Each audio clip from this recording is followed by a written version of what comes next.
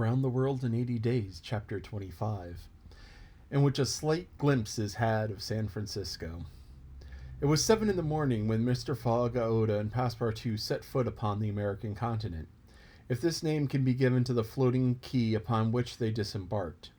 These quays, rising and falling with the tide, thus facilitated the loading and unloading of vessels. Alongside them were clippers of all sizes, steamers of all nationalities, and steamboats, with several decks rising one above the other, which ply on the Sacramento and its tributaries. There were also heaped up the products of commerce, which extends to Mexico, Chile, Peru, Brazil, Europe, Asia, and all the Pacific Islands. Passepartout, in his joy on reaching the last American continent, thought he would manifest it by executing a perilous vault in fine style, but tumbling upon some worm-eaten planks, he fell through them.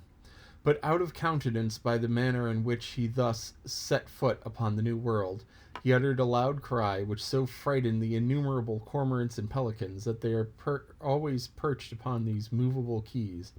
They flew away noisily. Mr. Fogg, on reaching shore, proceeded to find out what hour the first train left for New York, and he learned that this was at 6 o'clock p.m. He had therefore an entire day to spend in the California capital. Taking a carriage at a charge of $3, he and Aouda entered, while Passepartout mounted the box beside the driver, and they set out for the International Hotel. From his exalted position, Passepartout observed with much curiosity the wide streets, the low, evenly ranged houses, the Anglo-Saxon Gothic churches, the great docks, the palatial wooden and brick warehouses, the numerous conveyances, omnibuses, horse carts, and upon the sidewalks not only Americans and Europeans, but Chinese and Indians. Passepartout was surprised at all he saw.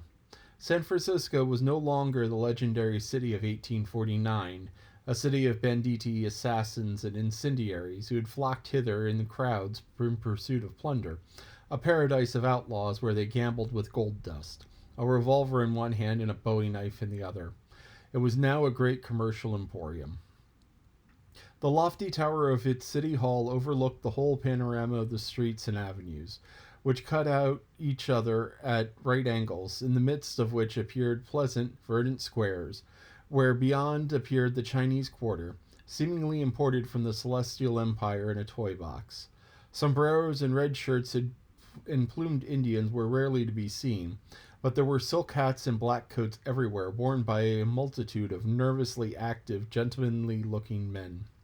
Some of the streets, especially Montgomery Street, which is to San Francisco what Regent Street is to London, the Boulevard des Italiens to Paris, and Broadway to New York, were lined up with splendid and spacious stores, which exposed their windows to the products of the entire world. When Passepartout reached the International Hotel, it did not seem to him as if he had left England at all. The ground floor of the hotel was occupied by a large bar, a sort of restaurant freely open to all passers-by, who might partake of dried beef, oyster soup, biscuits, and cheese without taking out their purses. Payment was to be made only for the ale, porter, or sherry which was drunk. This seemed very American to Passepartout. The hotel refreshment rooms were comfortable, and Mr. Fogg and Aouda, installing themselves at the table, were abundantly served on diminutive plates by negroes of the darkest hue. After breakfast, Mr. Fogg, accompanied by Aouda, started for the English consulate to have his passport visaed. As he was going out, he met Passepartout, who asked him if he would not be well, before taking the train, to purchase some dozens of Enfield rifles and Colt's revolvers. He had been listening to stories of attacks upon the trains by the Sioux and the Pawnees. Mr. Fogg thought it a useless precaution, but told him to do as he thought best, and went on to the consulate. He had not proceeded 200 steps, however, when, by the greatest chance in the world, he met Fix. The detective seemed wholly taken by surprise. What, had Mr. Fogg himself crossed the Pacific together and not met on the steamer?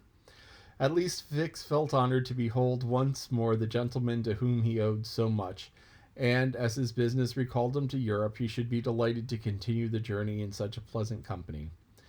Mr. Fogg replied that the honor would be his, and that the detective, who was determined not to lose sight of him, begged permission to accompany them in their walk about San Francisco, a request which Mr. Fogg readily granted.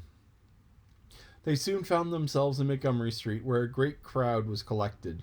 The sidewalks, street, horse-car rails, and shop doors, the windows of the houses, even the roofs, were full of people.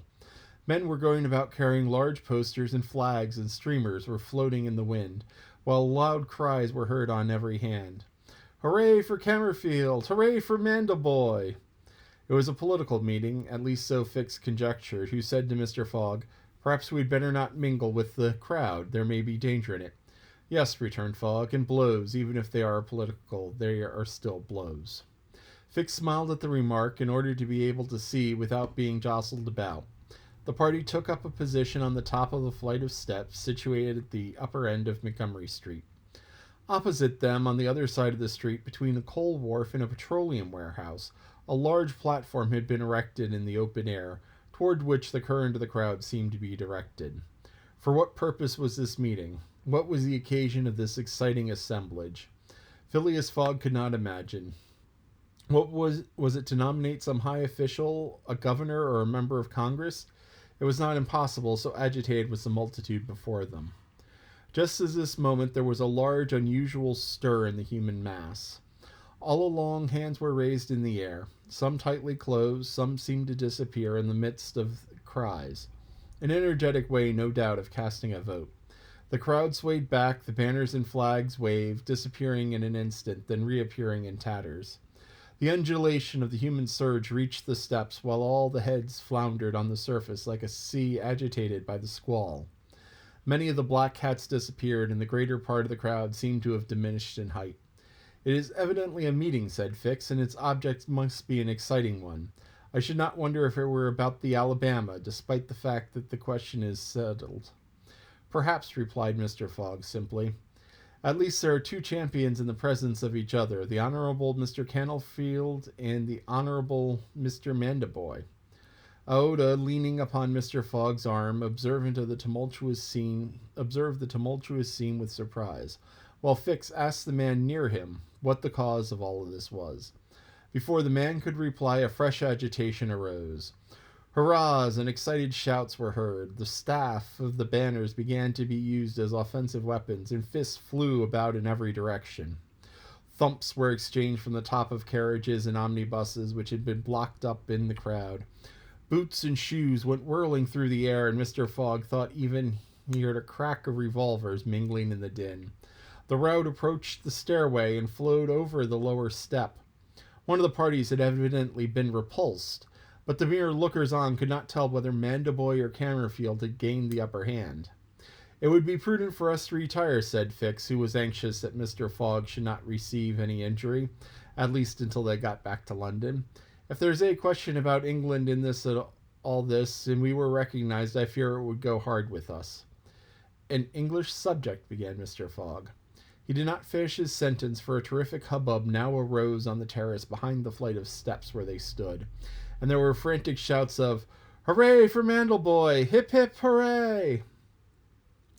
This was a band of voters coming to the rescue of their allies and taking the Camerfield forces in flank. Mr. Fogg, Aouda, and Fix found themselves between two fires.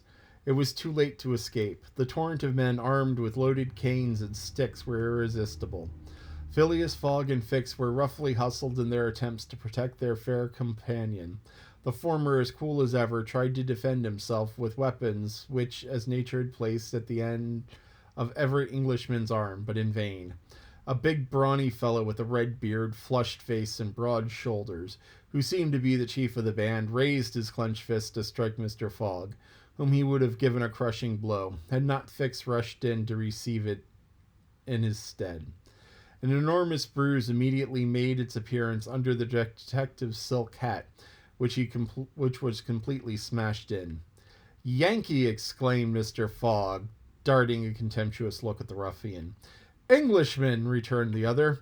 "We will meet up again, when you please. What is your name?" "Phileas Fogg. And yours?" "Colonel Stamp Proctor." The human tide now swept by after overturning Fix, who was speedily got up on his feet again, though with tattered clothes. Happily he was not seriously hurt. His traveling overcoat was divided in two unequal parts, and his trousers resembled those of certain Indians, which fits less compactly than they are easy to put on. Oda escaped unharmed, and Fix alone bore the marks of the fray in his black and blue bruise. "Thanks," said Mr. Fogg to the detective as soon as they were out of the crowd. "No thanks necessary," replied Fix, "but let us go." "Where?" "To a tailor's."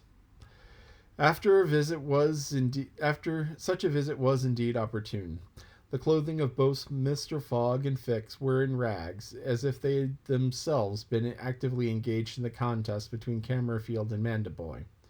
An hour later they were once more suitably attired, and with Oda returned to the International Hotel. Passepartout was waiting for his master, armed with half a dozen six-barreled revolvers. When he perceived Fix, he knit his brows, but Oda, having in a few words told him of their adventure, his countenance resumed its placid expression. Fix evidently was no longer an enemy, but an ally. He was faithfully keeping his word. Dinner over, the coach which was to convey the passengers and their luggage to the station drew up to the door. As he was getting in, Mr. Fogg said to Fix, "Have you not seen this Colonel Proctor again?" "No." "I will come back to America to find him," said Phileas Fogg calmly. "It would not be right for an Englishman to present himself to be treated in that way without retaliating." The detective smiled but did not reply. It was clear that Mr. Fogg was one of those Englishmen who, while they do not tolerate dueling at home, fight abroad when their honor is attacked. At 6:15, the travelers reached the station and found the train ready to depart. As he was about to enter it, Mr. Fogg called to a porter and said to him, "My friend, was there not some trouble today in San Francisco?" "It was a political meeting, sir," replied the porter. "I thought there was a great deal of disturbance in the street." "It was only a meeting assembled for an election." "The election of a general-in-chief, no doubt?" asked Mr. Fogg. "No, sir, for a justice of the peace." Phileas Fogg got into the train, which started off at full speed. This is the end of chapter 25. Isn't it ironic that there was a brawl over justice of the peace? So, irony is one of those words that's often misused. But in this case, irony people usually use to mean unexpected or contrary to expectations, when in fact it refers to when the meaning and the purpose are against each other. In this case, the justice of the peace and a violent brawl are opposed to each other. So one of the words that I've used a lot in this book is the word key. That is pronounced, it's also pronounced Quay. It is spelled Quay. Now, you're like, key is Quay? Well, that's the way it's pronounced some places. I'm not sure of the intent of how it was supposed to be pronounced, because, as I said, it's pronounced Quay in some places, it's pronounced key in others. I think the English pronunciation is key. Quay is often used. Have a neighbor just down the street around the corner whose name is Quay, Quay. So this is one of those words that's like, it can be a shibboleth, it's like, oh, this is the key, or this is a Quay. When I was little, I knew the word creek, and I knew the word crick. I didn't know that. I thought they meant the same thing. You go down to the creek and catch crayfish, or you go down to the creek and catch crayfish. It's like, okay, this is a crick, this is a creek. Two different words meaning the same thing. There's lots of times English is full of words meaning the same thing, because we get words from all over the place. And so I was thinking, no, crick and creek are two different words. And then I saw an episode of Little Rascals, and there was a sign that said Cherry Creek. It's like, okay, Cherry Creek. And all the kids said Cherry Creek. It's like, wait a minute. I was like 5 or 6 or something like that. I was at Pa's house. Saw that. I was like, Crick and Creek are the same word. And it's like, I was told, yeah. It's the same word, but it's pronounced different. Well, Key and Quay are like that. So it's a Key, it's a Quay. Um, there's a thing called the announcer's test, which I'll do eventually, which is a series of words, things to speak out to test people's ability to speak over the radio. And it's called the announcer's test because this was given to people to do as a cold read. And one of the words in there is key or quay. And it's probably Quay in the announcer's test because it's paired up with a lot of other quivery, quite. So it's paired up with other qua words. So there it's probably Quay. Let's see. Justice of the Peace. Election. Fix is back. He helped Fogg hit a brawl, which is good. But, would Fogg been there with the brawl if Fix hadn't have slowed him down in India?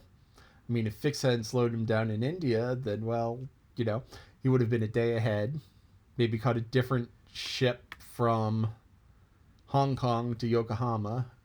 A different ship before from Yokohama to San Francisco. If he got into San Francisco a day or two early, then, he wouldn't have been in the brawl. So the brawl is... Fogg being in part of the brawl is kind of Fix's fault a little bit, but he got him out of it, which is a good thing. Passepartout has guns, which he probably doesn't need. Let's hope he doesn't need, but famous Russian writer Anton Chekhov famously said that if you have a gun in the first act on the mantle, someone needs to be shot in the second act. So that, it's like everything has a purpose. So that's maybe Passepartout is going to shoot somebody. Maybe Passepartout is going to juggle the guns and get shot himself in the foot. Maybe, who knows? It's going to be interesting to find out. And we shall see.